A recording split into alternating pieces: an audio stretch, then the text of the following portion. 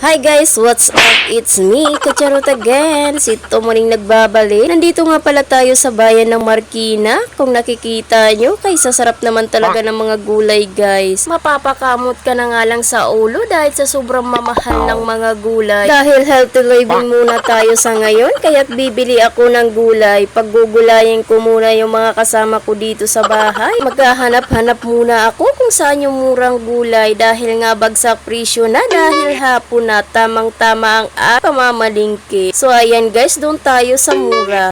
Mapapamura ka pala dito. So ayan na nga guys, pumunta na nga kami sa isdaan dahil may gulay tayo, kailangan may isda. So ganito nga rin ang sitwasyon dito sa isdaan. Grabing mamahal. Grabe na talaga bilihin ngayon. Kaya guys, ang hirap talaga mag-budget pag ganito. Wala ka namang babudgetin, diba? So ayan, kanya-kanya na lang tayo kung saan tayo mapapamura, umumurahin tayo. Ito na nga guys, nakabili ako ng JJ, 100, isang tumpok. So ayan na nga, para naman makabawi-bawi sa mamahaling bilihin, pinalinis ko na yung isda dahil hindi ko nga rin alam maglinis niyan. So ito na nga guys ang aking pinamili. Ito nga guys ang nabili kong gulay dahil hindi nga sila mahilig. Ako lang naman ang kakain, ampalaya, pakbit, kalabasa, diba? May pang-ulam na.